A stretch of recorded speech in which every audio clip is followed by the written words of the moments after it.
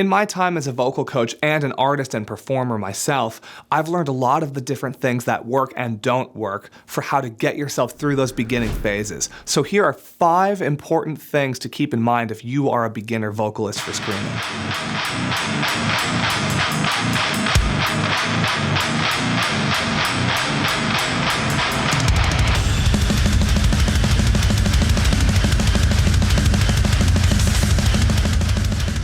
Number 1, identify your scream. Whenever I'm working with someone new, the first question I tend to ask is, what type of scream are you using? And very often the answer I'm met with is, I don't know. It's really important to identify these things in the beginning so that you know what steps to follow to really learn how to do exactly what you want to be doing. There's a lot of vocabulary out there. There are a lot of different types of screams out there that you can find, and everybody does a bit of a different thing, but you can really boil down all of these different types of sounds into 2 root level screams. The false chord scream, yeah, a bit thicker, denser. You can hear all of that extra intensity from the false chords in your vocal tract moving along with your regular voice.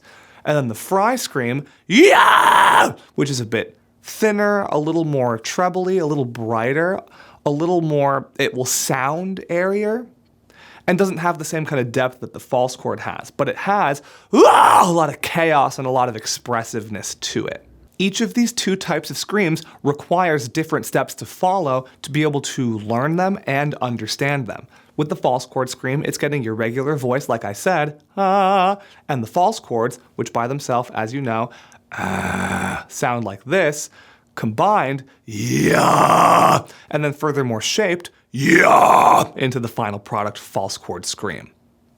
And the fry scream is taking your regular voice, and disrupting and agitating the flow to create some separation in the voice, which creates, yeah, with practice and dedication, yeah, a solid fry scream. You can turn either of those into almost anything you want. And when we're first starting out screaming, we're kind of getting inspired by whatever it is we're hearing, and sometimes it's hard to tell what someone else is doing and what type of scream we should be doing first. My recommendation is to always practice this from both ends. Try to learn both screams if you can, and see which one works better for you, which one works better for your body and your voice, and also which one starts to sound more like what you actually want. 2, take that little bit of extra time to identify these things for yourself, and that will get you a long, long way. Number 2, work on your breathing. It often feels like we just need to push and squeeze as hard as we can when we're first starting to learn how to scream, just to be able to get that sound out in the first place. And one of the most important things that oftentimes gets skipped over is working on your breathing. Not just in a way to be able to vocalize or sing, but taking it a step further and beyond that and learning how to really dial in that air pressure to make sure you're supplying the right amount for a scream, and how adjusting that even a little bit can totally alter the sound. These are different things that I talk about in a lot of different places, like our How to Breathe for Metal Vocals video that we have here on YouTube, and in courses in our EVI Now program. But something that you can keep in mind here as a beginner is just making sure that you're breathing gently and feeling expansion downward into the abdomen, and making sure the body isn't getting overly involved in what that breath in means. And then being able to control that air on the way out in a precise and exact way to you will make a big difference. There are many different kinds of breathing exercises out there, and many that I've already supplied for you all here online. But the important thing to keep in mind is make sure that you are actively practicing your breathing just as much as you're practicing the vocals. I know some of you probably already know how to sing, but it's very common for people just learning how to scream and just starting out are really taking these first steps into anything vocal or anything musical for the first time. So it's really easy to not realize how important this is. So give yourself that time, take those extra steps, and you can really build a really firm and solid foundation to build these screams into whatever you want. Number 3, Your posture matters. Being an extreme vocalist like this is a very physical job.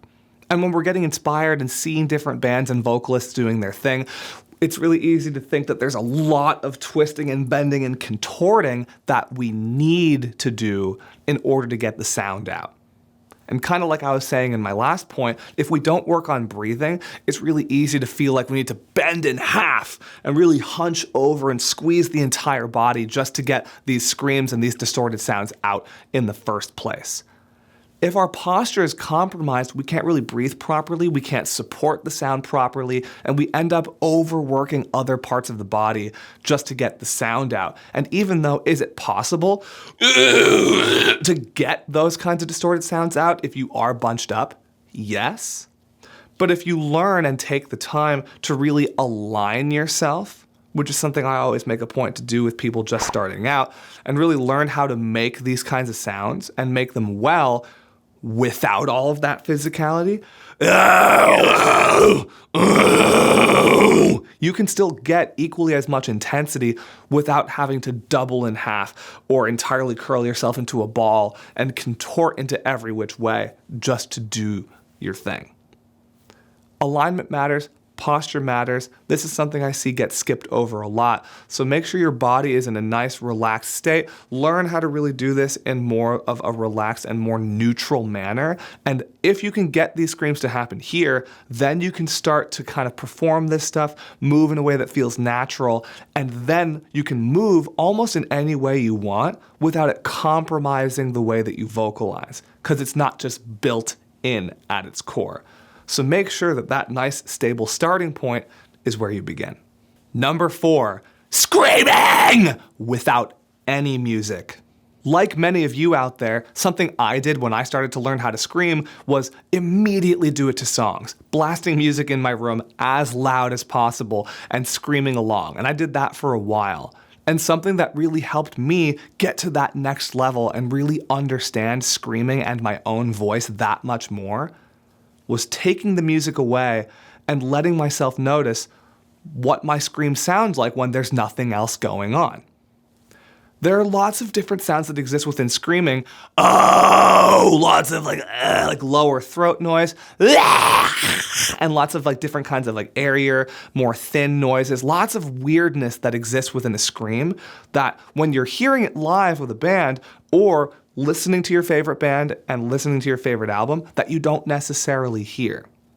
The way sound travels through a microphone and the way these sounds are processed changes it a little bit and sometimes covers up a little bit of these other noises. But that doesn't mean that they're not supposed to be there.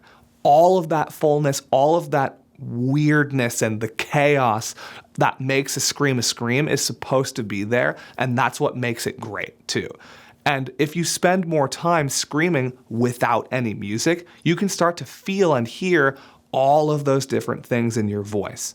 And if you can get that familiar and that comfortable with what you sound like and how these things behave, then in every context you choose to do this in, whether you start to write songs with a band, you record things, you start to practice with other people, and even if you start to perform live too, this is how you can feel comfortable and confident in any setting, no matter what. So sometimes pulling yourself out of that context, turning that music off, and just screaming by yourself in a room like this can make all the difference in the world. Number 5, consistency is key. The last question that I always get asked when I'm working with a new vocalist is, how often should I be practicing? How should I be practicing? How do I make sure I'm staying on top of this and getting better? Consistency is key, and making sure you're keeping a regular routine with this stuff is important. But with that being said, you don't need to do a whole lot in order to get a lot better. With new vocalists just starting out learning how to scream, I usually see it go one of two ways. People either practicing way too much or not at all. Split that difference somewhere in the middle. It is important to practice regularly, but not for hours and hours and hours. There's no real job with screaming that is ever going to require you to need to vocalize for much more than an hour or an hour and a half. So that's not a standard that we need to hold ourselves to. It's not about the amount of hours, it's about the amount of days. Having a daily routine with your voice is very important, especially for keeping screaming not just consistent and not just strong, but keeping screaming a part of your day-to-day life. So doing this feels totally normal and totally natural and not like a chore that you have to muscle your way through just to get done in the first place. If you're still learning how to scream here, going through some breathing exercises, getting your body ready, and working on just the building blocks of what your scream is can totally be enough on any given day to have made progress. Even if you're only practicing this stuff for like 10-15 minutes a day, for an example, as a beginner, that's kind of perfect, and I very often prescribe just that to people just starting out. It is easy to want to overdo it, whether you're getting frustrated because it feels like you're getting stuck, or if you're getting excited because things are starting to work faster and you really want to dive headfirst straight in. Take your time, be patient, and don't overwork yourself. There's really no need. And as long as you are consistent with this on a day-to-day basis, you will see the exact results that you're looking for in time. Knowing what to practice can be tough, and being able to motivate yourself to do it can be even tougher. And that's why here at Extreme Vocal Institute, we've provided so many different examples and things for you guys to use to be able to really follow along and know exactly what to do. Follow along guides on how to warm up, how to practice, and how to hold yourself accountable can all be found in our online program, EVI Now. If you are a beginner vocalist and you're feeling a little stuck with where you're at and not sure of which way to go and how to progress forward, I hope that this video, these details, and all of our other resources help you. And if you still have questions, feel free to leave a comment below, especially if there are other things that you're wondering about as a beginner, because I'm definitely going to be doing more of these. I'm David Benitez from Extreme Vocal Institute, and you all keep screaming responsibly.